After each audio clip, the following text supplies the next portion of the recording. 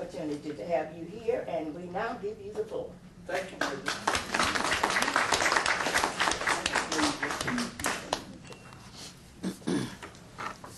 Y'all bear with me while I do what my mother would say would be build my nest. Some of you from the country would could refer to that well. Gosh, I'm a little bit overwhelmed by the introduction and by the expectations and people who said they came to hear me talk. I'm reminded of a time, Lord, over 40 years ago when I was at Callaway Gardens attending a conference, and a group of us were going to go play golf that afternoon. And one of my buddies that was going to play golf with us from the University of Georgia ran into an associate of mine and asked him, said, "What kind of golfer is Larry?" And my associate said, "Well, he's a pretty decent golfer. You better watch out." And back in those days, I was decent. I wasn't great. I was decent. But as luck would have it, that afternoon when we played, I couldn't have hit a bull in the rear end with a bass fiddle properly. I really did not do well playing golf that day. And so at supper, my golfing associate from the University of Georgia ran into my work associate and said to him, "You know, I think Larry was the most over-introduced golfer I've ever seen." So I may be the most over-introduced speaker you've ever listened to, but it is a pleasure to be here and to see some familiar faces. Nez Calhoun was introduced to you earlier, who does public relations for the Jefferson County Board of Education, and I've got to say that she and I first met. It was, I think the earth had just cooled. A long time ago. It was a very long time ago. When I worked ride on Noah's Ark. I worked for Progressive Farmer magazine here in Birmingham, and she worked for Southern Living magazine. And we worked on the same hall in the same building right downtown near where the Civic Center is today. But I was out of college and she had just finished kindergarten, I think, if I remember correctly. But that was an extremely long time ago. Yesterday, at this time, I was in the Unitarian Fellowship in Fairhope speaking. Now, for a Southern Baptist, that's kind of a unique experience, I must tell you. And you know, when I pulled up to the building where they assemble each week, here's a whole bunch of bicycles parked. And I said, "This is not a Southern Baptist church, that's for sure." I don't think many Southern Baptists ride their bicycles to a worship service, but it was a great deal of fun, and I had a lot of pleasure. My sister, who lives in North Carolina, is a member of a Unitarian Fellowship, and as I told that group yesterday, when our mother passed away 3 years ago, it was interesting to sit there as my sister and the Southern Baptist minister of the church where the funeral was being held, as they negotiated about the kind of service. And for once in my life, I was very smart. I kept my mouth shut, Sharon. I didn't say a word. But I appreciate the opportunity. Anytime I get to speak to a group of educators, the first thing that comes over me is that I'm very humbled, because I visit an awful lot of schools and I know how hard teachers work, and the fact that there's several hundreds of years of experience in education before me today is a very humbling experience. And I think that I've said for years, I think anyone who works with kids is truly doing the good Lord's work. And so I salute you for the many years that y'all put in working in classrooms or in support roles or whatever you did, because I think that's why, and I'm going to get to some of those remarks, but it's what has made us what we are today.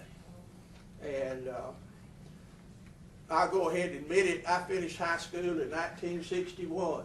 Sharon said she went to Murphy in Mobile. I went to Theodore High School out in the country. I was long gone when she finished high school, I might say that. But think about it for a minute. For you Alabama graduates in this room, that means it was 54 years ago. I just do the math for you. Well, that was 1961. This is 2015. That means it's 54 years between those two numbers. Think about the world back then, in 1961, when I graduated from high school. It was just a little bit different, wasn't it?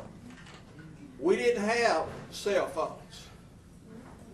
You certainly didn't run into a restaurant and see all the kids sitting there doing this. We didn't have personal computers. Al Gore had not invented the internet. We did not have satellites circling the earth to send phone communications and television communications back and forth. One of the more amazing things to me is my daughter lives in Germany. I can go out to my car, call her on my cell phone, on her cell phone, and she answers. And I'm like, how in the world does that happen? I don't understand. We didn't have robots working for us in factories in 1961. And we couldn't punch some buttons on our car to give us a map of where we needed to go. And have that little voice say, turn right, or whoever it is in there.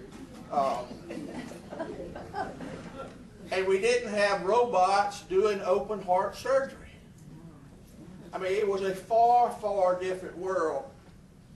And what has happened and what made this world we marvel in today possible, it's education.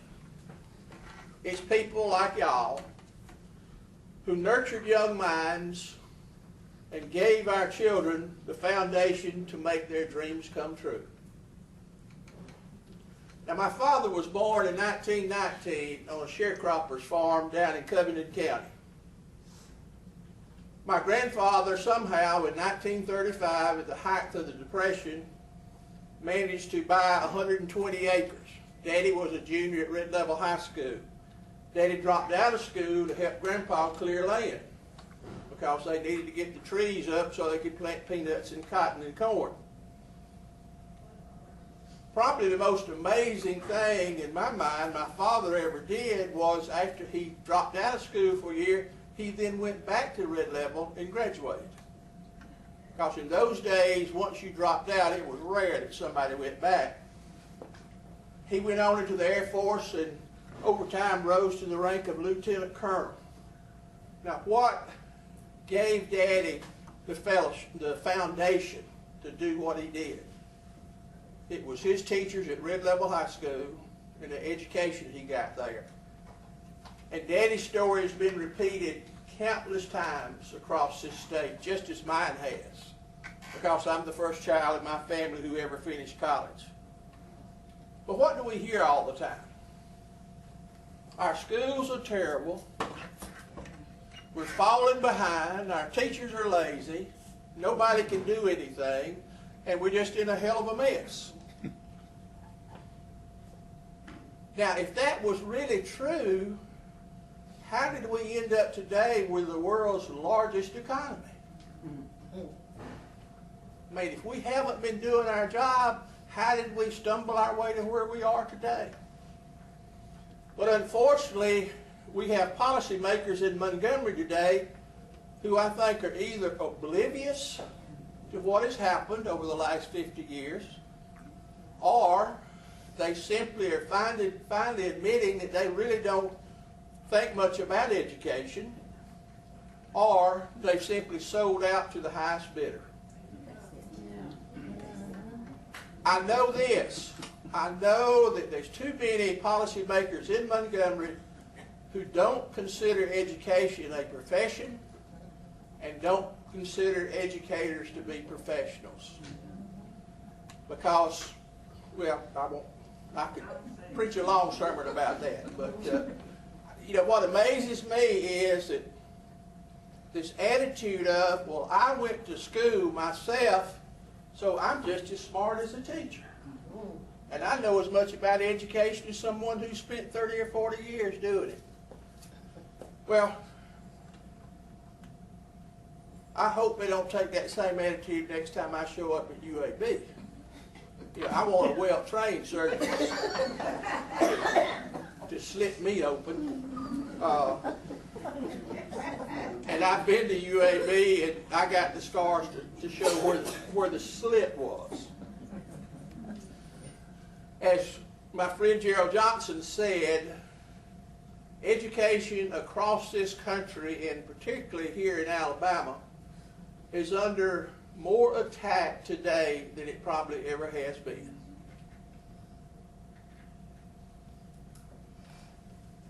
In Alabama, the first real signs of that were in February of 2013, 2.5 years ago. That was when our marvelous legislative leadership decided that people outside of Alabama know more about how to educate kids in Alabama than we do. And they passed something called the Alabama Accountability Act. And then they boasted, they bragged about the fact we didn't let anybody in education in Alabama know what we were doing. And why? They said, because they would have probably been opposed to it. Hello? Lord knows, let's don't pass something that, you know, let's don't pass something teachers will be opposed to and try to implement it in schools. We were told time after time that the Accountability Act was passed so we could help poor kids stuck in failing schools by their zip codes. It was all about helping these poor kids in these failing schools. Well, that was hot air then, and it's still hot air. The original bill, for instance, directed the State Department of Education to look at test scores and pick and label the bottom 6% of all public schools as a failing school based on reading and math scores. We didn't do that to private schools, even though we were fixing to start giving scholarships to kids to go to private schools. We considered private schools to be like in Lake Wobegon, where all the children are above average. But common sense tells me that if 6% or whatever percent you pick of your public schools are failing, same is true of any other school. Now, students in those failing schools had the option of going to a private school if they could get a scholarship from what was called a scholarship granting organization. An SGO is the common terminology.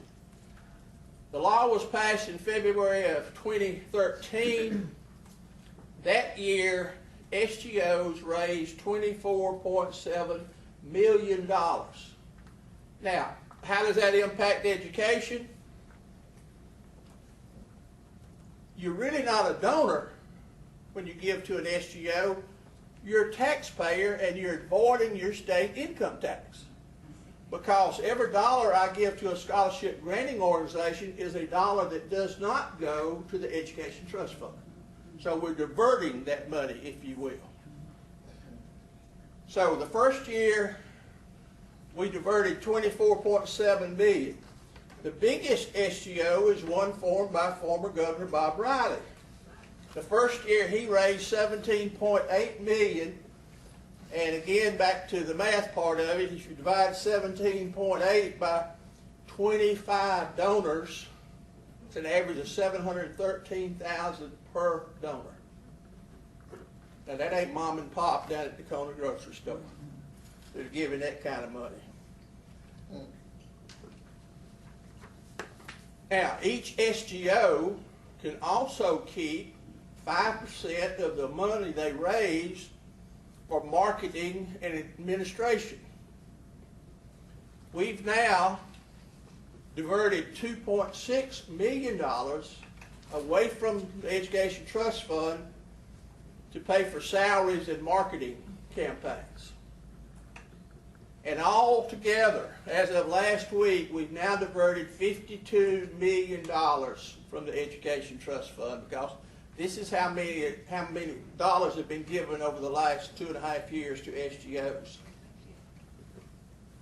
And more than 1,000 of these students who got a scholarship to go to a private school were already enrolled in a private school. They didn't leave a failing school. We just gave them a scholarship. I'm not opposed to private schools. We've got some wonderful private schools with dedicated teachers and dedicated administrators. But I am opposed to running a private school relief bill, which is basically what we've turned that into. Now, there's no doubt that some kids have been helped by the scholarships. But let's keep some things in context. Today, well, today's a holiday in many places, or tomorrow, let's say. Tomorrow morning, there'll be 735,000 kids in Alabama who go to a public school. Right now, because of the amendment we passed back in the spring, we're allowing the SGOs to divert $30 million a year away from the Education Trust Fund. And the question simply becomes, should we divert $30 million away from 735,000 kids to help what really amounts to a handful? You know, let's keep it in context. Now, I could continue to stand here and give you some numbers and your eyes would glass over, and somebody would look at you or look up here and say, who in the world asked this guy to come talk to us? The real issue, because the real issue is not about Alabama Accountability Act. It's much bigger than that. It's about this campaign that's going on across the country to harm public education. It's a national effort fueled by extraordinary amounts of money that's coming from extremely wealthy individuals and from giant foundations. And the question I ask myself all the time, and I hope you will too, is why? Why is this going on? For instance, in California, they elect the state superintendent of education. They had an election last year. They spent $24 million on campaigns for the state superintendent of education. They didn't spend but $8 million on the governor's campaign.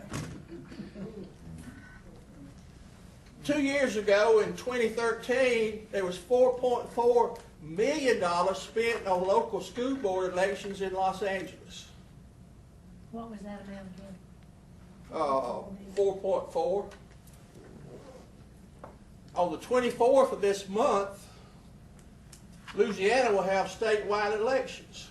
They have an elected school board. All those seats are being up for election. Millionaires in California and Arkansas have already sent $650,000 to Louisiana to spend on school board elections. And we're told this is all about the kids. Well, if you believe that, come see me afterwards, because I got some beachfront property out around Irondale that I want to talk to you about. Friends, this ain't about kids, it's about money. Because as best I can find out, the education industry, the K through 12 education industry in this country is about a $750 billion with a B dollar industry. Second only to health care. 3 years ago in 2012, the state of Washington had a statewide vote as to whether or not to allow charter schools, the fourth time they had a referendum. 17 donors spent $10.2 million in support of a yes vote. Bill Gates contributed more than $3 million. Alice Walton of the Walmart family out in Arkansas gave $1.7 million. and it's all about the kids? Don't believe so. Now, to push this agenda of privatization, we need to do several things. The first thing is we've got to convince people that our public schools are bad. And Alabama is a wonderful example of how this works. As you know, back in the spring, we passed charter school legislation. But what you have probably forgotten is that we tried to pass charter school legislation in 2012, and it failed. So what did we do? We then, in 2013, passed the Accountability Act. And what did you and I get exposed to? We got 12,000 kids on a waiting list wanting to get into private schools. You can go on YouTube and you can look at all these videos that the Bob Riley people have put up there. We had a big rally earlier this year in Montgomery. We bussed in hundreds of kids from across this state to have a rally about school choice. You know, when you go to battle, you don't just run in with the infantry and try to shoot everybody. You first fly in the Air Force with some bombs. You try to soften them up. That's what the Accountability Act was. It was softening up the public to not oppose charter school legislation. And you do some other things. You bring in reinforcements. You bring in a group called Students First out of Sacramento, California. Students First in Sacramento, California, if you go on the Alabama Ethics Commission website today, you will find they have 10 lobbyists registered. 10. That's more than the School Board Association, the Superintendent's Association, or CLAS, the Council for Leaders of Alabama School, have together. Now, why is a little group in Sacramento got 10 people registered as lobbyists in Alabama? They also spent, that same group spent $200,000 last year on elections in Alabama. You bring in another group, you call them the Alabama Federation for Children, who spent $350,000 last year on elections in Alabama. And guess where that $350,000 came from? 3 billionaires.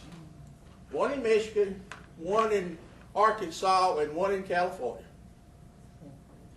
Now I want one of you people, because y'all look mighty smart, and I want one of you to tell me why one morning last year a multi-millionaire real estate developer in San Francisco woke up, looked at his wife, and said, "Honey, I didn't sleep well last night because I'm so worried about those little kids in Wilcox County, Alabama. And I'm going to send a check for $100,000 to Alabama to do something about it." We've got more carpetbaggers in this state today than we had during Reconstruction.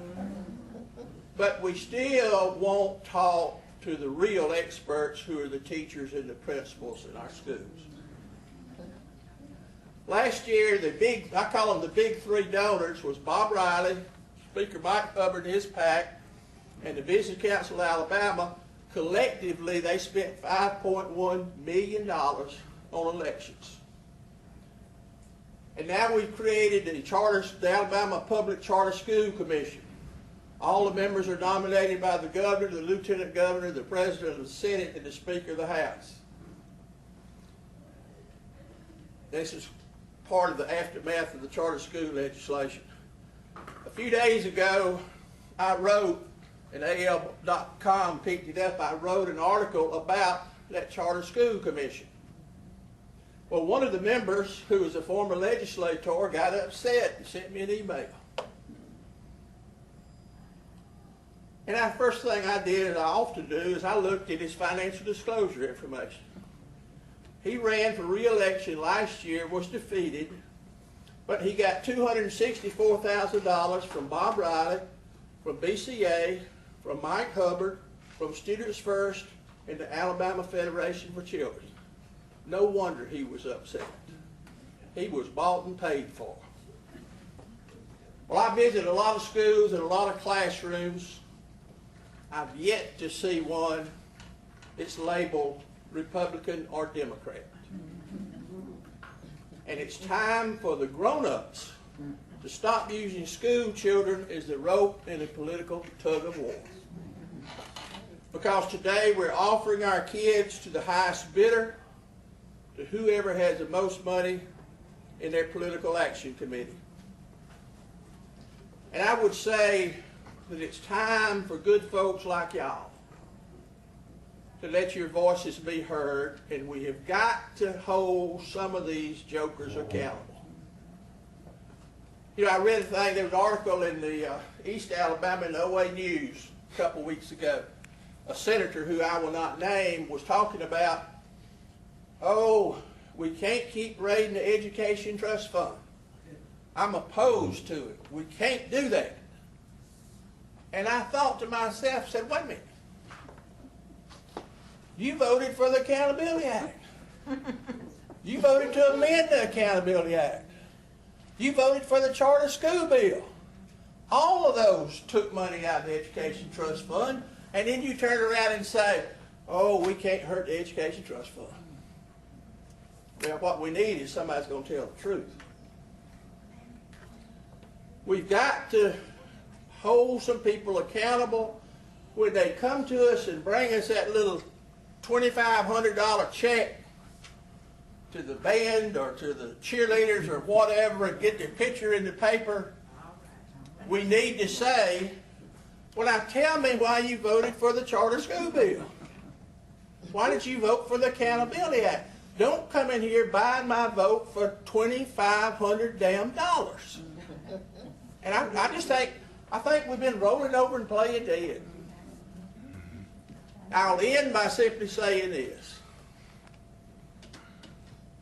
When most of us drive by a school, we see a place where children go to learn.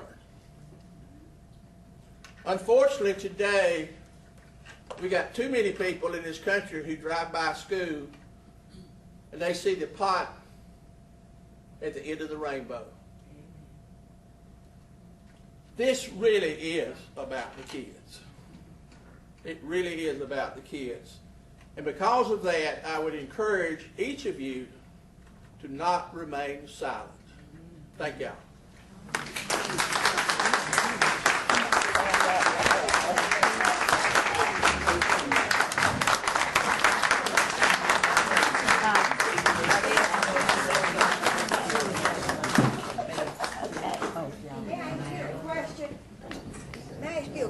You sure can. I'm a member of your fan club.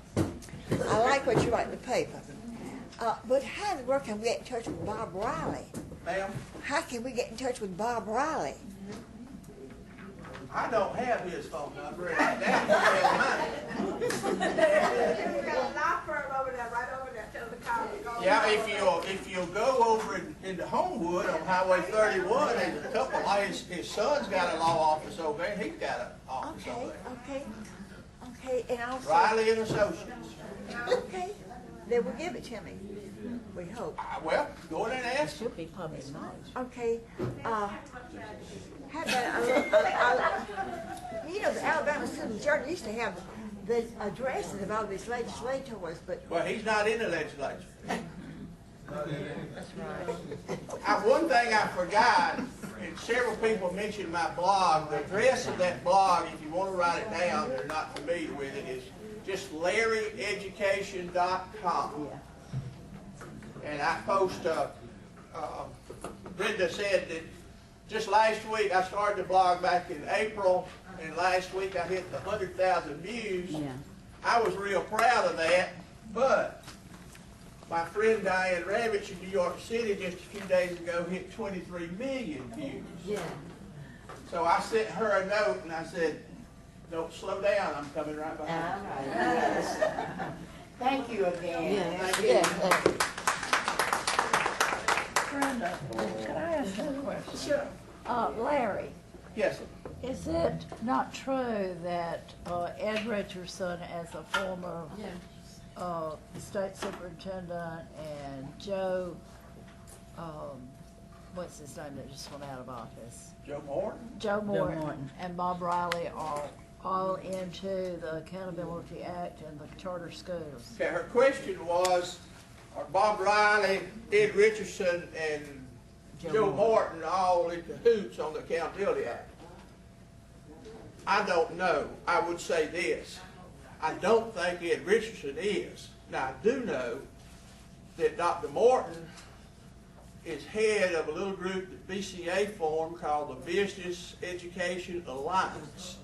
And they are all for charter schools and all this sort of stuff. It's called, you can go on the BCA's website, it's called BEA, and you can see Joe listed there. But I wouldn't throw Ed in that same. But he is chair of that charter school. Ed is chair. He was elected chair. I was at the meeting. He was nominated. I don't know if it was by the governor or who, but he was. And I'm glad he is chair because I think he will look at things with a little bit. The crazy legislation says this: to be a member of that commission, that politically dominated commission, you've got to be, and I don't remember the exact word, but you've got to be basically in favor of charter schools. It also says, in about the same paragraph, that you should be impartial. Well, how are you going to be impartial if you're in favor of something? That's kind of like asking me to go down to Tuscaloosa and pick the homecoming queen. As an Auburn graduate, I'm going to find the ugliest gal I can. Larry, did they work pro bono? Pardon? Did they work pro bono, or did they receive some compensation? Dan's question is, do they work pro bono? I don't know. The commission gets, I think they get travel money. They get some money. They do. Yeah. You Yes. had an excellent article about Alan Farley, and I've known Alan for years and known him well. And I've written him letters, he didn't answer them. And I got him votes. And I'll be on his case hot and heavy now. Well, there you go. You're my kind of woman. A question, when you kept referring to money going to these various places from Arkansas, is all of the money from Arkansas coming from Walmart? All I ever see, the Walmart family, the Walmart Foundation, Jim Walton, and they're putting out tons and tons and tons of money. Yeah, it's a whole bunch of money from there. And the Sacramento thing is that woman who was at Washington D.C., I can't call her name right now, but the lady who was at Washington D.C. was her husband, and they running this Sacramento thing. Michelle Reed. Michelle. Okay, who's that? Somebody know, I don't know her name, I can't remember. Michelle Reed. Okay, that's her name. That's where all the Yeah, when you get to digging into all of what's going on nationally, it's about like going to a family reunion trying to find a date. Because all this stuff begins to be so intertwined. You run across the same names, just on and on and on. Brenda, Excuse me, your website that's listed here, I'm sure that there should not be any spaces, right? Yeah, it's just all one. All one, okay. Broadside. I want to make one statement because what Larry has said, the scenario that he has just presented to all of us is exactly what they're trying to do right now to the retirement systems down there, the teachers' retirement system. I was at the combined, I forgot what we call them, Larry, the combined group of the House of Representatives and the senators that met together at RSA Monday. And it was a 4-hour meeting where everything was laid out to you. And I had the opportunity to talk to several of the senators who were there. And what they want to do, what this particular one told me, that they want to go on a 401k, they want to have an appointed board, they don't want an elected board, and be appointed by the same people that appoint the charter school board. And this senator told me that there was no reason why teachers could not manage their own financial situations as opposed to having RSA do defined benefits. And I said, now wait a minute, you're talking to a 32-year-old veteran in the classroom, and I have no earthly idea when I would have ever had time to manage my financial situation. He said, are you married? Very sexist statement. And I said, well, that doesn't have anything to do with anything. And he said, yes, because your husband could take care of it. Oh my God. Wow. What was his name, I wanna know? I was so indignant. I was so indignant.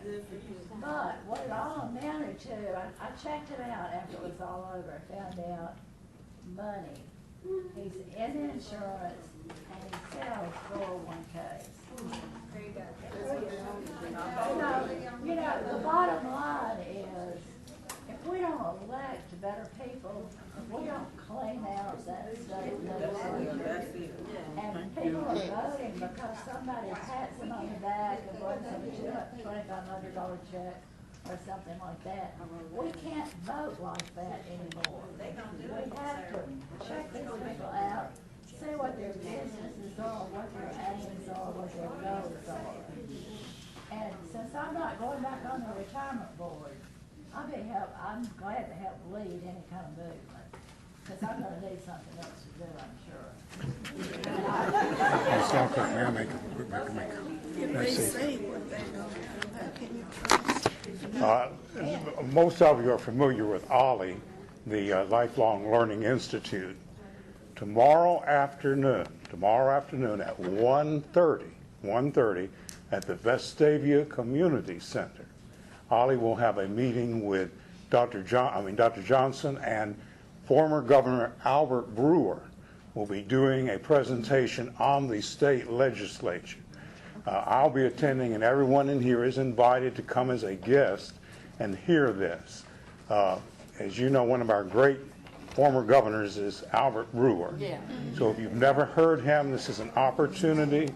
1:30 at the Vestavia Community Center, just down the street from Southminster Church and right before the Vestavia Library. 1:30. Please join us if you possibly can. Close to the Board of Education. It's right before it's right next to the Vestavia Board of Education. And they had their first session last week on Alabama history. It was phenomenal. So please, if you have an opportunity, drop by 1:30 tomorrow afternoon, and Dr. Johnson will be speaking on that, as well as former Governor Albert Brewer. Thank you. Is it an hour or 90 minutes? It's 90 minutes, isn't that right, Dr. Johnson? From 1:30 to 3. Right, and this is free. I mean, students pay for Governor Brewer at Samford, and you know what you have to pay at Samford. And Dr. Johnson of Auburn, they're making presentations which students have had to pay for. So it is really fantastic. Thank you. The first session is online. I'll listen to it. Well, in fact, I audio recorded that session, and if you go to my YouTube channel, in YouTube put in Dan Fulton Hoover, you'll find the channel, and that presentation is online and as a YouTube, and I will also add that one to the YouTube channel tomorrow, Dr. Johnson. Thank you. Thank you, Dan. Thank you, Dan. Larry, I'd like to just give you this in appreciation. You know, when I called him after